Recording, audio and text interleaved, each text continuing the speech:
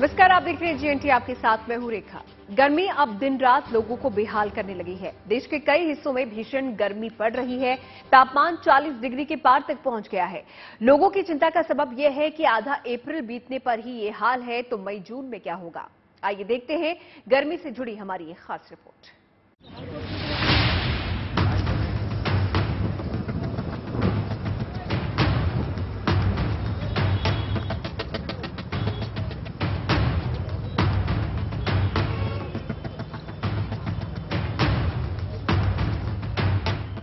देश के कई हिस्से सूर्य की भीषण तपिश का सामना कर रहे हैं।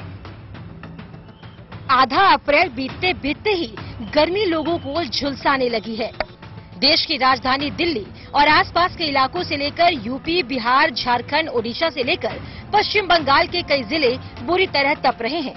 पारा 40 डिग्री के आसपास से लेकर उससे भी ज्यादा पहुंच चुका है। दिल्ली में सूर्य का रौद्र रूप दिखने लगा है। भीषण गर्मी से बचने के लिए लोग अलग अलग तरीके अपना रहे हैं। अब दिल्ली झुलसने लगी है। लोग घरों से बाहर निकलने से पहले एक बार सोच रहे हैं। जो लोग घरों से बाहर निकल रहे हैं काम के लिए, इधर उधर जाने के लिए, वो मास्क से खुद को ढक रहे हैं, सनग्लासेस लगा रहे हैं, छाते का इस्तेमाल कर रहे हैं। वाराणसी के गंगा घाट की इन तस्वीरों को देखिए। चहल पहल से गुलजार रहने वाले इन घाटों पर गर्मी के चलते सन्नाटा पसरा हुआ है। वाराणसी में तापमान 40 डिग्री के पार पहुंच चुका है, लिहाजा लोगों का घरों से बाहर निकलना मुश्किल हो गया है। पर्यटक भी बेहाल हो रहे हैं। गर्मी तो ये जून के महीने में ऐसा गर्मी पड़ता था। ये शुरुआत ही आपका अप्रैल महीने ही में शुरुआत ही में ये ताजा गर्मी पड़ने लगा। बनारस में ज्यादा गर्मी है, पंचकुला चंडीगढ़ में इतनी गर्मी नहीं है। गर्मी होती है जिस प्रकार से सताती है हमको, और हम मतलब लगता है गले से पानी उतर नहीं पा रहा है, सूख जाता है गला। उस प्रकार की गर्मी इसमें प्रचंड गर्मी पड़ रही है। बिहार की राजधानी पटना में भी गर्मी अपना सितम दिखाने लगी है। पारा 40 डिग्री को छूकर पार कर रहा है। गर्मी को देखते हुए प्रशासन ने स्कूलों की टाइमिंग में भी बदलाव कर दिया। बिहार में जो गर्मी है उसका सितम देखने को मिल रहा है। पारा 41 डिग्री 42 डिग्री के आसपास जा रहा है और राजधानी पटना में आलम यह है कि पटना के डीएम को आदेश जारी करना पड़ा है कि स्कूलों में अब 11:15 बजे के पहले छुट्टियां कर दी जाएं। मौसम विभाग के अनुमान के मुताबिक बिहार में आने वाले दिनों में गर्मी और बढ़ेगी। जो 19 और 20 तारीख को बिहार के अधिकांश भागों में जो टेम्परेचर है वो 42 डिग्री सेंटीग्रेड से 44 डिग्री सेंटीग्रेड तक जा सकती है। तो इस कारण से जो लोगों को जो फीलिंग टेम्परेचर है वो करीब दिन में 12 से 3 बजे के बीच में थोड़ी ज़्यादा महसूस हो सकती है। तो अभी ये जो 5 दिन की फोरकास्ट करें तो कह सकते हैं कि अभी ग्रेजुअल बिल्डअप होने वाली है हीट वेव बिहार के ऊपर। बिहार में हीट वेव के मद्देनजर प्रशासन ने एहतियाती कदम उठाए हैं। मुजफ्फरपुर में भी गर्मी लोगों को झुलसाने लगी है, लिहाजा यहाँ भी स्कूलों की टाइमिंग में बदलाव किया गया है।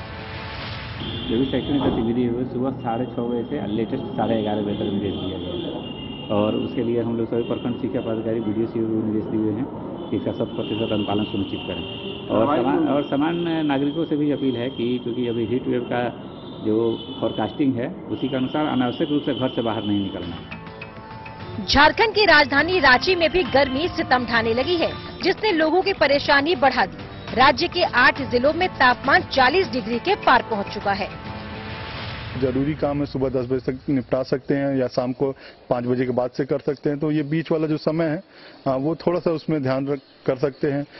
उस हिसाब से जो प्लानिंग जो सब जगह की होती है वो होनी चाहिए। स्कूलों की भी वैसी प्लानिंग होनी चाहिए कि थोड़ी सी स्कूल जल्दी छूट जाए, 10-11 बजे तक छूट जाए कि बच्चों को भी उससे थोड़ी राहत मिल सके। इसके अलावा देश के कई हिस्से बुरी तरह तपने लगे हैं। ओडिशा में भी तापमान 40 डिग्री के पार पहुंच चुका है। मौसम विभाग के मुताबिक मयूरभंज जिले के बारीपदा में तो पारा 42.5 डिग्री तक रिकॉर्ड किया जा चुका है। लेकिन राहत की बात यह है कि अब तापमान के लुढ़कने का अनुमान जताया गया है। पश्चिम बंगाल के पूर्व बर्धमान जिले में भी भीषण गर्मी पड़ रही है। यहाँ पारा 42 डिग्री के पार तक पहुँच चुका है, जिसके चलते यहाँ सड़कों पर सन्नाटा नजर आने लगा है। गर्मी से बचने के लिए लोग यहाँ लस्सी, फ्रूट जूस सबका सहारा लेते दिखाई पड़ रहे हैं।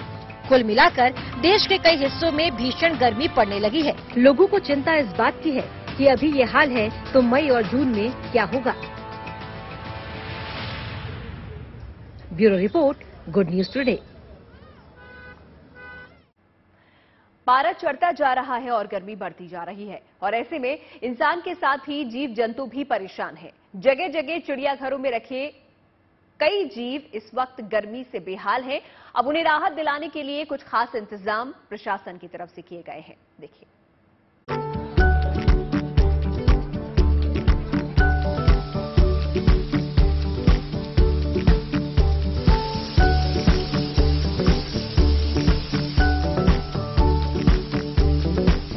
शीतल जल में पंछी अटखेलियां कर रहे हैं।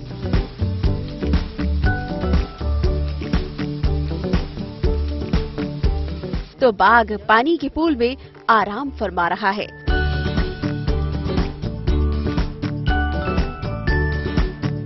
तो पानी की फुहारों से हाथी को स्नान करवाया जा रहा है।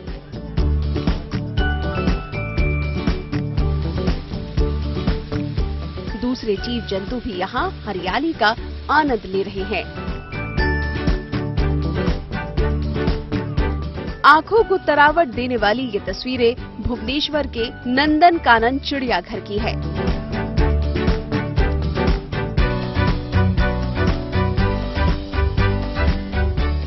यहाँ पशु पक्षियों को गर्मी से निजात दिलाने के पुख्ता इंतजाम किए गए हैं।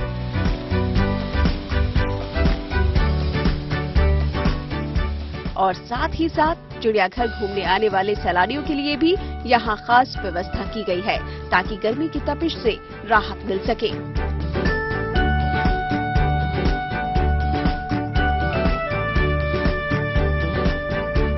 So we have installed the sprinklers in all the enclosures. Okay, then also we have given coolers for the exotic primates and chimpanzee. And also we are supplying the ice blocks to each enclosure for the carnivores also. And regarding all the sprinklers and as a visitor's point of view also, we have kept sufficient water. We have increased the sufficient water facilities in all over the park. Nandan Kanan चिड़ियाघर में मार्च से ही पशु पक्षियों को गर्मी से बचाने के उपाय शुरू कर दिए गए थे।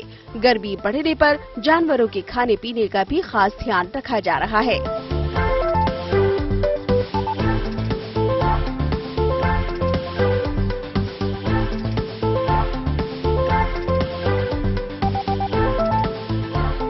We can see there is a big pool also, bathing pool. So, and for tigers, apart from the sprinklers, there is in the back roll we have given water facilities, so they can running water.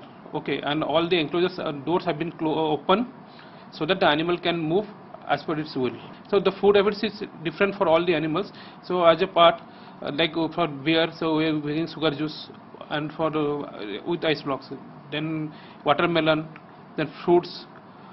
Then for the carnivores also we have cut down as per the recommendation of the veterinary team. We have cut down 1 kg of meats for in case of the carnivores.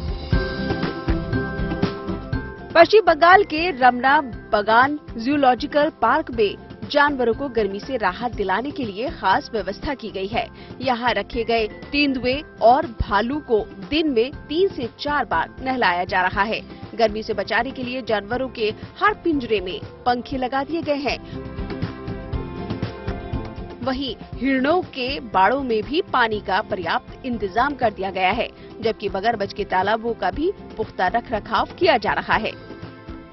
चिड़ियाघर के जलाशय में पानी को बार बार बदला जा रहा है ताकि गंदगी और संक्रमण न फैले। पक्षियों और जानवरों का गर्मी से बचाव हो, इसके लिए उनके शेड पे पुआल भी डाल दिया गया है। यहाँ अभी तो बहुत गर्मी है। हाँ, टेम्परेचर तो बहुत बढ़ गया है, वेदर भी ड्राई है, तो उसलिए हम लोग क्या किया, वो जो शेड है ना, वो खड़ का शेड हर इंक्लोजर में हम बनाया है। और जो लेपर्ड है, हम लोगों का स्लॉथ बियर है, उन लोगों को नहाने का इंतजाम किया। तापमान बढ़ने की वजह से इंसान तो इंसान, पशु पक्षियों को भी परेशानी है। ऐसे में इस चिड़ियाघर में पशु पक्षियों की सेहत का खास ख्याल रखा जा रहा है। डॉक्टर की सलाह पर ORS और ग्लूकोज भी इनको खुराक में शामिल कर लिया गया है, ताकि वो हाइड्रेट रहें और मौसम के इस हाल में महफूज रह सके।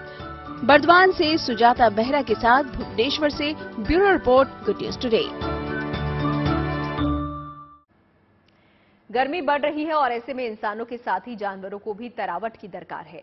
लातेहार के जंगलों में जानवरों को पीने और ठंड महसूस करने के लिए पानी की समस्या का सामना न करना पड़े, इसके लिए खास इंतजाम किए गए हैं।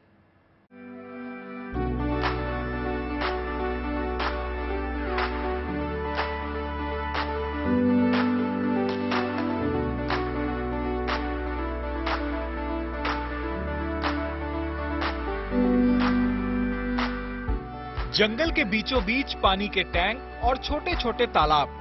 ये तस्वीरें झारखंड में लातेहार के बेतला नेशनल पार्क की हैं। कहीं बंदरों का कुनबा तो कहीं हाथियों का झुंड। यहाँ बने छोटे छोटे तालाबों में जल विहार करता नजर आ रहा है। जंगल में जानवरों को पानी के लिए भटकना न पड़े, इसके लिए यहाँ बड़ी तादाद में जलाशय बनाए गए हैं। इनमें टैंकरों से पानी भी भरा जा रहा है। वन विभाग के कर्मचारी लगातार यहाँ काम में लगे हुए हैं, ताकि जानवरों की प्यास बुझाई जा सके और उन्हें पानी की तलाश में जंगल से बाहर नहीं जाना पड़े। बेतला नेशनल पार्क में हजारों जंगली जानवर रहते हैं। इनमें बाघ, हाथी, हिरन, बंदर, भैंसे हैं, तो मोर सहित पक्षियों की कई प्रजातियां भी हैं। गर्मी बढ़ने के कारण यहाँ से जानवरों को पलायन न करना पड़े, इसके लिए खास तौर से इंतजाम किए गए हैं और 24 घंटे निगरानी भी की जा रही है। इन दिनों पारा 40 डिग्री के पार जा रहा है। ऐसे में इंसान तो इंसान, जंगली जानवर भी गर्मी की तपिश के चलते परेशान हैं। ऐसे में इस जंगल में बने छोटे छोटे टैंक और तालाब इन जानवरों के लिए बेहद फायदेमंद साबित हो रहे हैं। संजीव गिरी, लातेहार, गुड न्यूज टुडे। अब बात कर लेते हैं राजस्थान के धौलपुर की, जहां से गुड न्यूज है। यहां के जंगल में बाघों का कुनबा बढ़ गया है। इस जंगल में रह रही बाघिन ने 3 शावकों को जन्म दिया है। धौलपुर के इस जंगल का माहौल बदल रहा है। यहां एक बार फिर बाघ के शावकों की दहाड़ गूंजने जा रही है। इस जंगल की वादियों में जल्द ही 3 नन्हे शावकों की अठखेलियां देखने को मिलेंगी। यहां के सरमथुरा रेंज के झिरी सेक्शन के जंगल में बाघिन T117 ने पिछले दिनों 3 नन्हे शावकों को जन्म दिया। ये बाघिन अपने शावकों को मुंह में दबाकर ले जाती हुई वन विभाग के कैमरों में कैद हुई।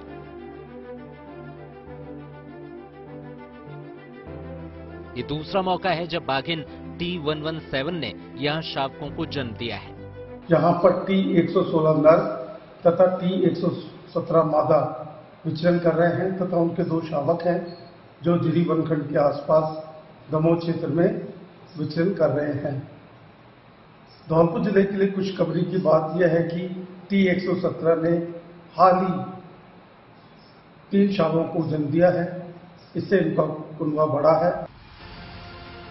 करीब 2 साल पहले भी सरमथुरा के जंगलों में T117 ने 2 शावकों को जन्म दिया था। अब 3 और शावकों का जन्म होने के बाद वन विभाग ने इस जंगल में कड़ी निगरानी शुरू कर दी है। बाघिन और शावकों पर नजर रखने के लिए वन विभाग के कर्मचारियों की टीम को तैनात कर दिया गया है। नन्हे शावकों के जन्म के बाद इस जंगल में अब 2 बाघ बाघिन और 5 शावक मौजूद हैं। हाल ही में करौली धौलपुर टाइगर रिजर्व बनाने की तैयारी शुरू हुई है, जिसमें धौलपुर के सरमथुरा का 170 वर्ग किलोमीटर और करौली का 197 वर्ग किलोमीटर इलाका शामिल है। ये राजस्थान का 5वां टाइगर रिजर्व होगा। दरअसल सवाई माधोपुर के रणथंभौर अभ्यारण्य से धौलपुर के सरमथुरा इलाके में पहले से ही बाघों का आना जाना लगा रहा है।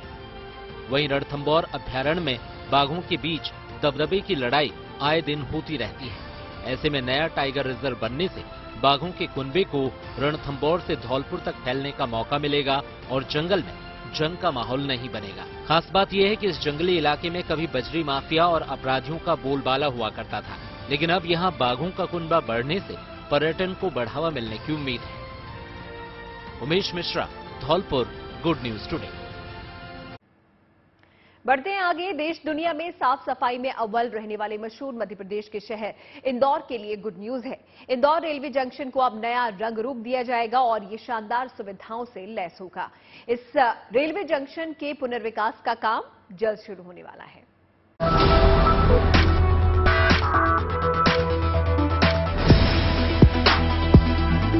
स्वच्छता में देश के नंबर 1 शहर इंदौर को अब नई सौगात मिलने जा रही है। इंदौर के रेलवे जंक्शन की सूरत अब बदलने वाली है। यहाँ सब कुछ चकाचक होगा। मुसाफिरों को नई और शानदार वर्ल्ड क्लास सुविधाएं मिलेंगी, क्योंकि इंदौर जंक्शन के रीडेवलपमेंट की तैयारियां जोर शोर से चल रही हैं। उम्मीद जताई जा रही है कि बहुत जल्द यहाँ भूमि पूजन होगा और रेलवे जंक्शन के पुनर्विकास का काम इसी साल से शुरू हो जाएगा। काफी कुछ फाइनलाइज हो चुका है। स्टेट गवर्नमेंट नगर निगम से बात हो चुकी है। पुल एक टूटना है, उसकी जगह नया पुल बनेगा। इसमें कुछ कमर्शियल एक्टिविटी भी आएंगी, प्लस दोनों साइड से एंट्री, प्रॉपर एंट्री मिलेगी। दोनों साइड जुड़ जाएंगी। एक कॉन्कोर्स आएगा, इसमें कुछ दुकानें रहेंगी, वो फर्स्ट फ्लोर लेवल पे रहेगा। इंदौर जंक्शन के रीडेवलपमेंट पर लगभग 1000 करोड़ रुपए खर्च होने के आसार हैं। इतनी बड़ी रकम में पश्चिम रेलवे के इस महत्वपूर्ण जंक्शन का कायाकल्प करने की तैयारी है, ताकि ट्रेनों की आवाजाही में सुविधा हो और मुसाफिरों की भी सहूलियत बढ़े। प्लेटफॉर्म को रीअलाइन किया जाएगा। अभी इंदौर स्टेशन में परमानेंट ट्रेन लगा हुआ है मीटर गेज के प्लेटफॉर्म से, प्लस जो 5-6 बोलते हैं, एक 5-6 पे जो आप जाते हैं तो रास्ता बहुत पतला है, एक से जाते हैं, उस रास्ते को थोड़ा चौड़ा किया जाएगा ताकि लोग सेफली जा सकें। रिपोर्ट्स की माने तो इंदौर जंक्शन को एयरपोर्ट की तर्ज पर विकसित किए जाने की योजना है। इसे शहर के बस स्टैंड और मेट्रो से भी जोड़ा जा सकता है। इलाके में पर्यटन की अपार संभावनाओं को देखते हुए इस रेलवे जंक्शन के पुनर्विकास का काम 2.5 से 3 साल में पूरा कर लिए जाने की उम्मीद है। Bureau report, good news today. शौक बड़ी चीज है और अपने शौक को पूरा करने के लिए लोग कोई कसर नहीं छोड़ते। यहां तक कि शौक को परवान चढ़ाने में उम्र और हालात से भी फर्क नहीं पड़ता। इसकी जीती जागती मिसाल है पंजाब के सरदार मोहन सिंह, जिन्होंने अपनी शौक की बदौलत ग्रामोफोन और रिकॉर्ड्स का एक ऐसा नायाब कलेक्शन बनाया है जिसे देखने के लिए लोग दूर दूर से आते हैं।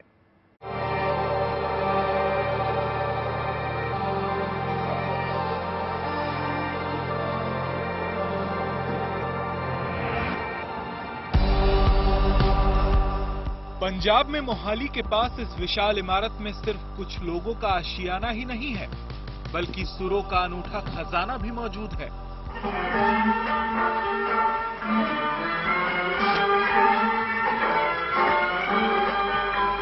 पंजाब के आखिरी गांव कसौली के इस घर में रहते हैं सरदार मोहन सिंह, जिनके पास 100 साल से ज्यादा पुराने ग्रामोफोन और रिकॉर्ड्स का शानदार कलेक्शन है। मशीन मेरे पास HMV 120 साल पुरानी है, अंदाजन 1902 की या 3 की बनी हुई है। वो मैंने पुराना लिया था कबाड़ी से।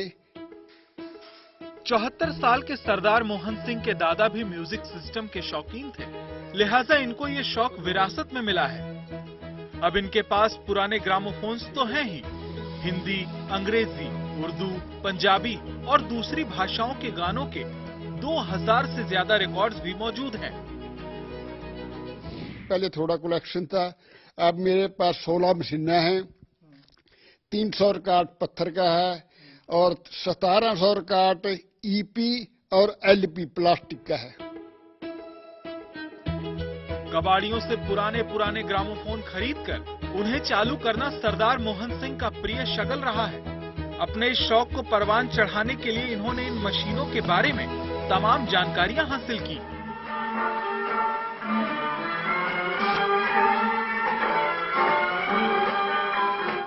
मैंने वो सामान खरीदा है जो चलने वाला नहीं था, और उसको मैंने उसके सामान बनाकर पाया। सामान तो मिलता नहीं, ना कोई इसको संवारने वाला है, और मुझे पता था, इसका सारा पता, मैंने पूरी पढ़ाई किया इसके बारे में, पूरा मुझको ज्ञान है। सरदार मोहन सिंह रोजाना 1-2 घंटे इन मशीनों के रखरखाव पर लगाते हैं और इस उम्र में भी अपने इस नायाब कलेक्शन की धरोहरों को सहेजने में लगे हुए हैं। Bureau report, good news today.